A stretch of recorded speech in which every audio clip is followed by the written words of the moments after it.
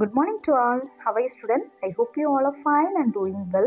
In this video class, we are going to discuss about 6th standard English, term 3, unit 2, prose 2, that Sunday morning. So, இன்னைக்கு நம்ம 6th standardல term 3ல unit 2ல prose பார்க்க போறோம், that Sunday morning. Come, let's get into the lesson to know about the incident. The author of the lesson is Savita Singh. She is an Indian writer. She has written many short stories and poets.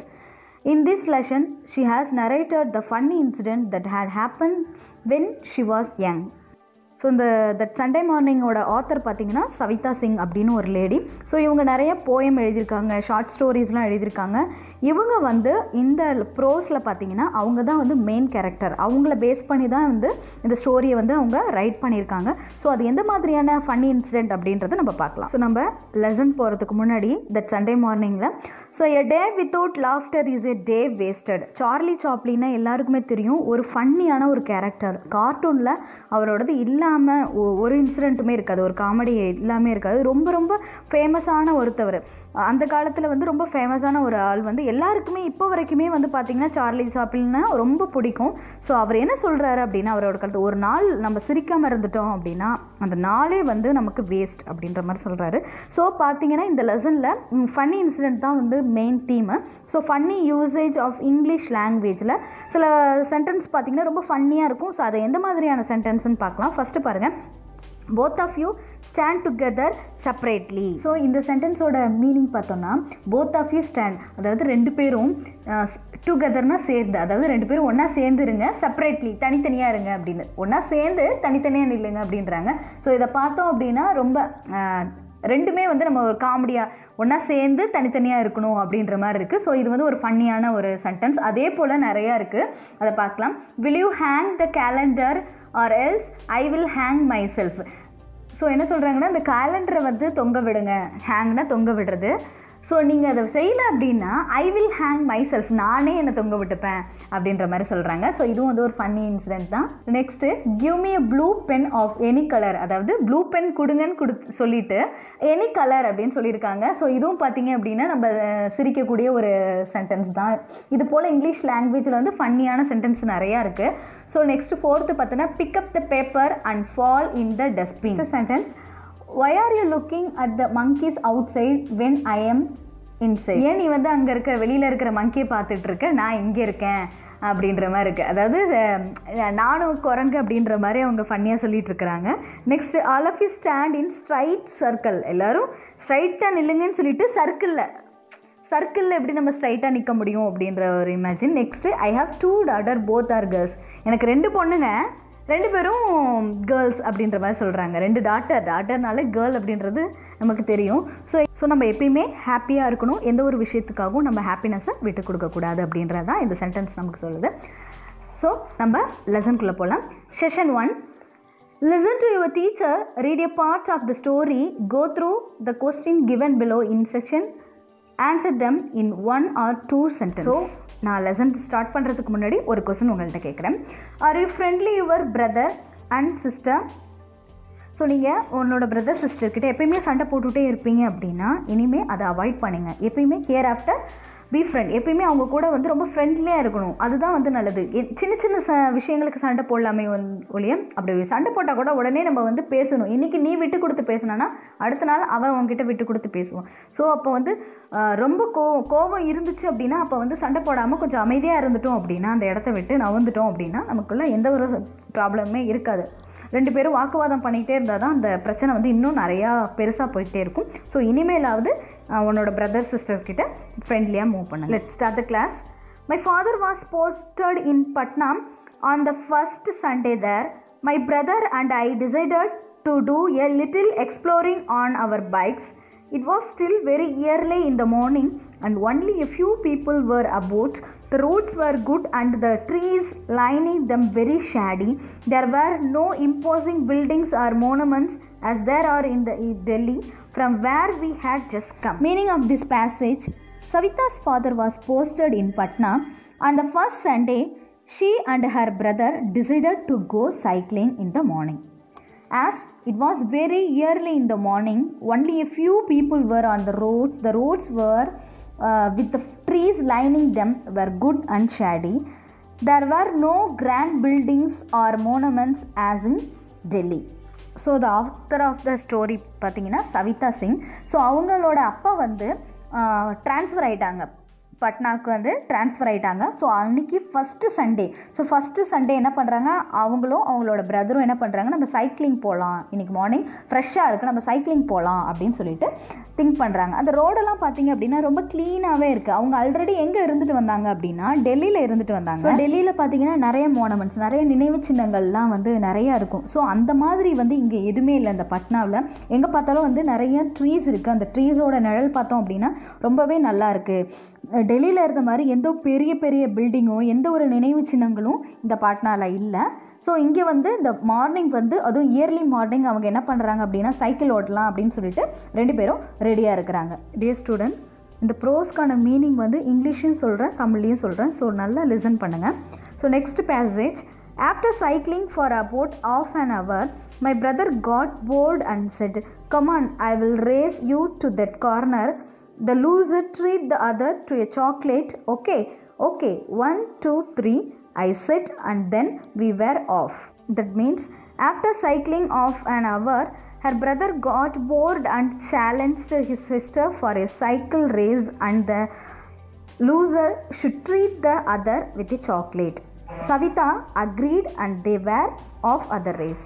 So அவனோட பிரதருக்கு வந்து 2 பேரும் ஒரு 1/2 hour வந்து cycling பண்ணதுக்கப்புறம் ரொம்ப போர் ஆகிடுச்சு. So என்ன பண்ணுறாங்கன்னா, ஸோ நம்ம 2 பேரும் வந்து சைக்கிள் ரேஸ் வச்சுக்கலாம், யார் வந்து தோக்குறாங்களோ அவங்க வந்து சாக்லேட் வாங்கி கொடுக்கணும் அப்படின்னு சொல்கிறாங்க. ஸோ சவிதாவும் என்ன பண்ணுறா, அக்ரி பண்ணிக்கிறா, ஓகே நம்ம ரேஸ் பண்ணலாம் அப்படின்னோன்னா 1, 2, 3ன்னு சொல்லினதுக்கப்புறம் நம்ம போகலாம் அப்படின்னு சொல்லி பிளான் பண்ணுறாங்க. So next, this was not the first time we had raced. Only my brother had invariably beaten me and then crowded about it for days. I was determined to win this time. I pedaled as fast as I could. My legs ached and my skirt billowed out, threatening to hit my face.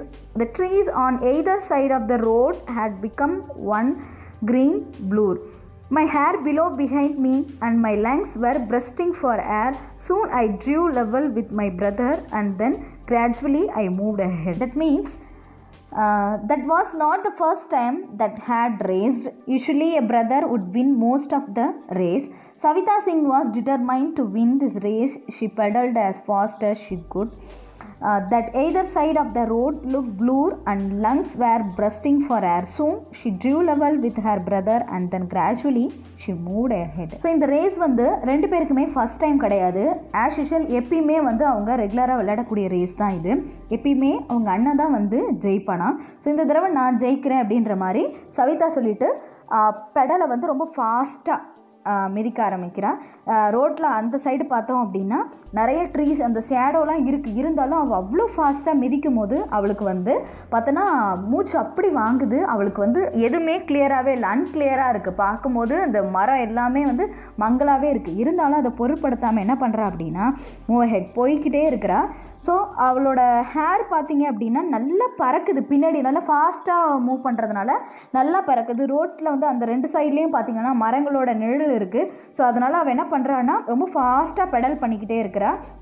அவளோட அந்த breathing வந்து பார்த்திங்கன்னா ரொம்ப இதாக இருக்குது. அவளோட பிரஸ்டிங் of air வந்து மூச்சு வந்து அந்த அளவுக்கு அடைக்கிற அளவுக்கு அவள் என்ன பண்ணுறான்னா மூவ் பண்ணிக்கிட்டே இருக்கா. 2 சைட்லேயும் அவள் எதையுமே கன்சிடர் பண்ணாமல் போய்கிட்டே இருக்கா. எல்லாமே அன்கிளியராகவே இருக்குது. இருந்தாலும் அவங்க அண்ணனை விட வந்து இப்போ வந்து முன்னாடி வந்துக்கிட்டே இருக்கிறா. Next we move on to the section 2. I could see the corner in a haze. I was starting to whoop with glee, but the whoop froze on my lip.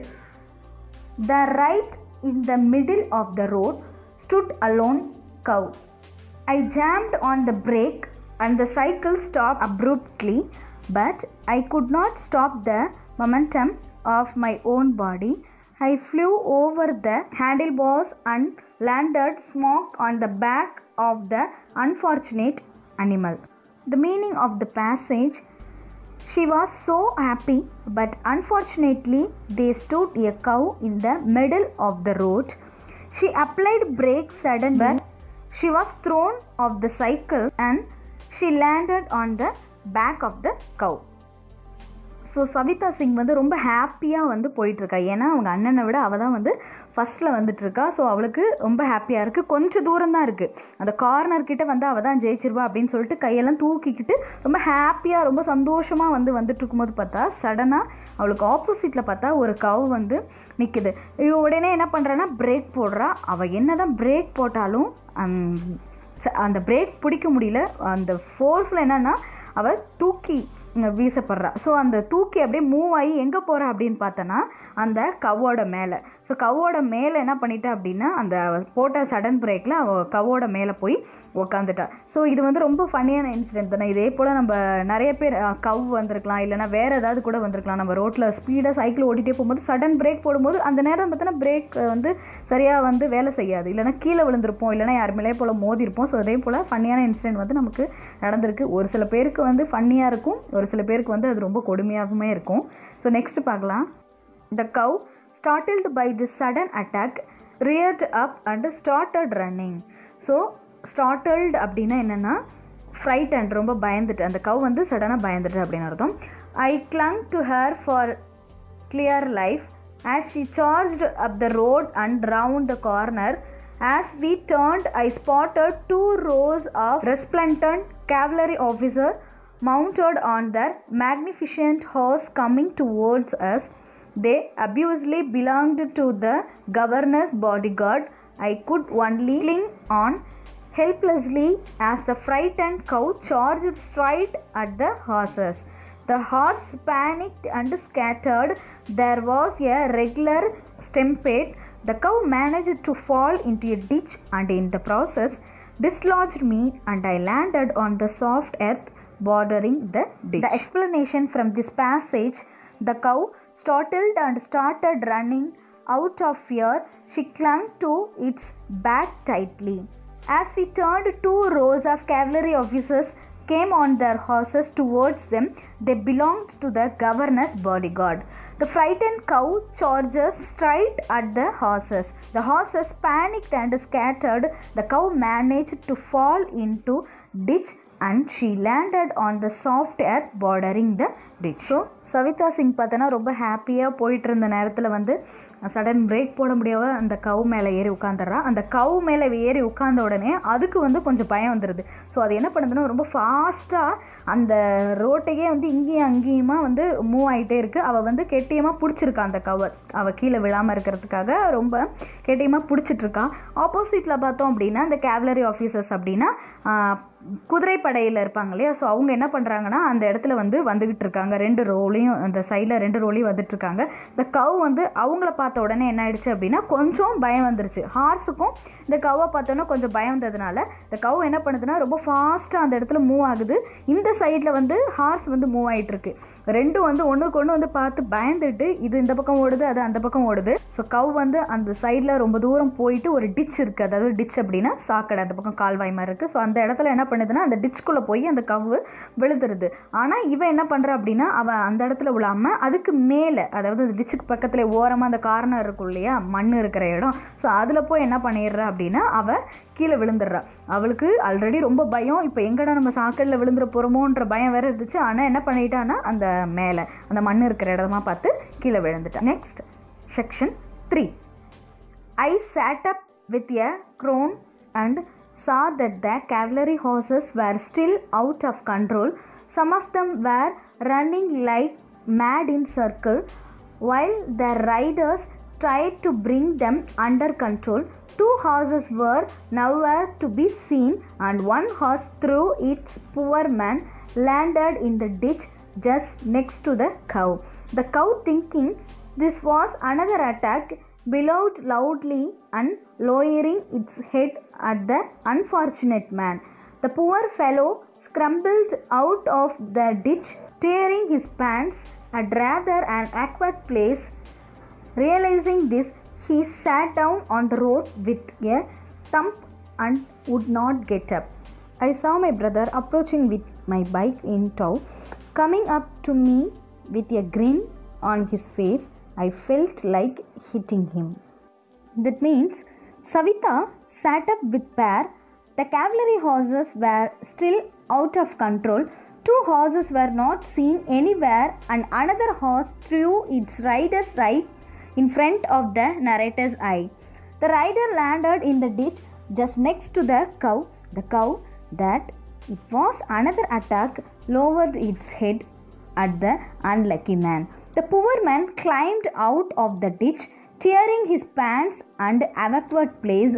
Realizing it pants to be turned, he sat on the road with a tum. So Savita என்ன பண்ணுறான்னா அந்த இடத்துலேருந்து எழுந்து நிற்க try பண்ணுறேன். So try பண்ணும்போது என்ன பார்த்தோன்னா அங்கே இருக்கிற ஹார்ஸ்லாம் வந்து இந்த கவ்வோட தன்னை அட்டாக் பண்ணிடுமோ அங்கேயும் இங்கேயுமா வந்து ஓடிட்டுருக்கு. ஸோ அங்கே இருக்கிற ஆஃபீஸர்ஸ் வந்து என்ன பண்ணுறாங்கன்னா ஓரளவு வந்து அந்த கவ்வை வந்து ஹார்ஸை வந்து கண்ட்ரோல் பண்ணுறாங்க. இருந்தாலும் ஒரு 2 ஹார்ஸ் என்னென்னா அவுட் ஆஃப் கண்ட்ரோலில் என்ன பண்ணுதுன்னா அங்கேயும் இங்கேயும் வருது. அதில் வந்து ஒரே ஒரு ஹார்ஸில் இருந்த அந்த ஆஃபீஸர் என்ன பண்ணுறாரு அப்படின்னா தூக்கி எறியப்படுறாரு. ஸோ எங்கே வந்து உழுவுறாருன்னு பார்த்தா அந்த கவ் இருக்கு இல்லையா, அதுக்கு பக்கத்தில் போய் விழுவுறாரு. அந்த கவ் திங்க் பண்ணுது என்னடா அடுத்த அட்டாக் ஆரம்பிச்சிருச்சு போல அப்படின்னு சொல்லிட்டு அந்த கவ் திங்க் பண்ணுது. ஸோ அப்போ இதை பார்த்துட்டே இருக்க அந்த சவிதா நேராக போய் அந்த கவுக்கு பக்கத்துலேயே போய் என்ன பண்ணுறாருன்னா விழுந்துடுறாரு. ஸோ விழுந்ததுக்கப்புறம் பார்த்தா எங்கே அடுத்து வந்து இது தன்னை அட்டாக் பண்ணிடுமோ அப்படின்னு சொல்லிட்டு 2 பேருமே கவ்வும் பயப்படுது, அந்த ஆஃபீஸரும் பயப்படுறாங்க. ஸோ பார்த்தா கொஞ்சம் நேரத்தில் பார்த்தா அவருக்கு அவரோட பேண்ட் வந்து லைட்டாக கிழிஞ்சிருக்கு. ஸோ ஆக்வர்ட் பிளேஸில் வந்து கிழிஞ்சிருக்கு. ஸோ அந்த நேரத்தில் பார்த்தா அப்படின்னா சவிதாவோட பிரதர் வந்து அங்கேருந்து வராரு. அந்த சைக்கிளையும் ஓவலையும் வந்து என்ன பண்ணுறாங்கன்னா சரி எழுப்பி விடலாம், அந்த இடத்துலேருந்து அந்த சைடில் வைக்கலாம், கூப்பிடலாம் அப்படின்னு சொல்லிட்டு அந்த பிரதர் வந்து சவிதா கிட்ட வராரு. Next, you looked such a sight on top of that cow, she said and started laughing. Then he probably realized that I might have been hurt and asked, are you all right? Of course I am, I said heartily and got up at once. The meaning of this passage: her brother approached her and commented that she looked such a sight on top of that cow. He started laughing and asked he whether she was all right. She did not want to admit to her brother that was she frightened, so she arrogantly told him that it was all right. So சவிதாவோட brother வந்து அவகிட்ட வந்து அந்த side வந்து ரொம்ப நல்லா இருந்துச்சு, நீ அந்த கவு மேலே உட்காந்துட்டு போன இல்லையா, அது ரொம்ப ரொம்ப சூப்பராக இருந்துச்சு அப்படின்னு சொல்லிட்டு அவளை கிண்டல் பண்ணிவிட்டு ரொம்ப ஜாலியாக சிரிச்சிட்ருக்கா. அதை பார்க்கும்போது சவிதாவுக்கு ரொம்ப கோபமாக வந்துருச்சு. ஏன்னா ஆல்ரெடி வந்து ரொம்ப அடிபட்டுட்டு இருந்தா இல்லையா, ஸோ அதனால் அவளுக்கு ரொம்ப கோபம் இருந்துச்சு. அதுக்கப்புறம் என்ன கேட்குறாரு அப்படின்னா, அரே ஆல்ரைட், நீ நல்லா தானே இருக்கு அப்படின்னோன்னா அவள் என்ன தான் வந்து அவ்வளோ வலி வச்சுருந்தாலும் சரி எங்கே திரும்ப கிண்டல் பண்ணிட போகிறான் அப்படின்னு சொல்லிட்டு என்ன பண்ணுறான்னா அந்த பிளேஸ்லேருந்து எழுந்துட்டு நான் நல்லா தான் இருக்கேன், எனக்கு ஒன்றுமே இல்லை அப்படின்னு. ஆனால் அவள் மனசுக்குள்ளே அவ்வளோ பயம் இருக்குது. ஏன்னா திரும்ப எதுவும் நடந்துருமோ அப்படின்னு அவ்வளோ பெயின். ஏன்னா அங்கேருந்து தூக்கி கீழே விழுந்துட்டா இல்லையா, இருந்தாலும் அந்த கவு மேலே அவள் ரவுண்ட் போனது எல்லாம் ரொம்ப பயம், எங்கே முட்டிடுமோன்ற அந்த பயம். அங்கேயும் இங்கேயுமா வந்து நார்மலாக போனால் பரவாயில்ல, அந்த கவு வந்து ரொம்ப ஃபாஸ்ட்டாக போச்சு இல்லையா, ஸோ அதுலேயே அவள் வந்து ரொம்ப பயந்துட்டா. இருந்தாலும் ஒரு பிரதர் கேட்கும்போது நான் நல்லா தான் இருக்கேன், எனக்கு ஒன்றும் ஆகலை அப்படின்னு சொல்லிட்டு ஸ்மைல் பண்ணிகிட்டே சொல்கிறேன். Next passage: nothing on earth would have made me admit to him how frightened and shaken I was. Just then my brother spotted one of the horse riders coming towards us with a thunderous scowl on his face. Behind him was the man to whom in all probability the cow belonged. My brother gave them an uneasy glance and said, I think it would be nice if we moved quickly from here. The explanation from this passage: just then her brother saw one of the horse riders coming towards them with a threatening look, and there was also a man to whom the cow belonged coming behind him. So சவிதாவோட brother பார்க்கும்போது அங்கே ஒரு one of the horse rider, அதில் இருந்த ஒரு வீரர், அந்த குதிரைப்படை வீரர் வந்து வராரு, பின்னாடி வராரு. எங்கே வராரு அப்படின்னா இது யாரோட கவ், இது யாரோட கவ், இது ஏன் இப்படி வந்து ரோட்டில் விட்டுருக்காங்க அப்படின்னு சொல்லிட்டு பார்க்குறதுக்காக அந்த இடத்த வந்துக்கிட்டே இருக்காரு. அப்போ கயிறு போட்டு தூக்குறாங்க அந்த கவ்வை அந்த டிச்லேருந்து. பார்த்தா அவர் தான் ஓனராக இருக்கிறாரு. அவரை பார்த்து அவ்வளோ கோவப்படுறாரு. முறைச்சிட்டே என்ன பண்ணுறாருன்னா அந்த இடத்த விட்டு மூவ் ஆயிடுறாரு. அதுக்குள்ளே அவரோட பிரதர் என்ன சொல்கிறாரு அப்படின்னா, வா நம்ம சவிதா இந்த இடத்த விட்டு நம்ம மூவ் ஆகிடுவோம் அப்படின்னு சொல்லி சிரிச்சுக்கிட்டே சொல்கிறாரு. It's clear children, this is the last passage of this lesson. I looked around and saw that if both of us did not move fast enough, we would be called in for a lot of explanation With one accord, we got onto our bikes and beat a hasty retreat. The morning had already been rather eventful, and we did not want to add another unpleasant episode to it. That means both got into the cycle and moved as fast as they did not want to add another unpleasant episode to the morning event. So சவிதாவோட brother என்ன சொல்கிறான்னா, நம்ம ரெண்டு பேரும் சேமாக ஒரே மாதிரியே போகலாம், இந்த மாதிரி ஒரு எக்ஸ்பீரியன்ஸை நம்ம சந்திச்சிருக்கவே மாட்டோம் அப்படின்னு சொல்லிட்டு லைட்டாக சிரிக்கிறாரு. ஆனால் சவிதாவுக்கு மட்டும் ரொம்ப கஷ்டமாக இருந்துச்சு. இந்த மார்னிங் வந்து ரொம்ப ப்ளசண்ட்டாக இருந்துச்சு, அன்ப்ளசண்ட்டான ஒரு மார்னிங் இது அப்படின்னு சொல்லிட்டு என்ன பண்ணுறாங்கன்னா அவங்க ரோட்டில் பொறுமையாக போயிட்டுருக்காங்க. Okay student, I hope you all are enjoyed the narrated by Savita Singh in this lesson. Thank you all and be safe. See you in the next topic.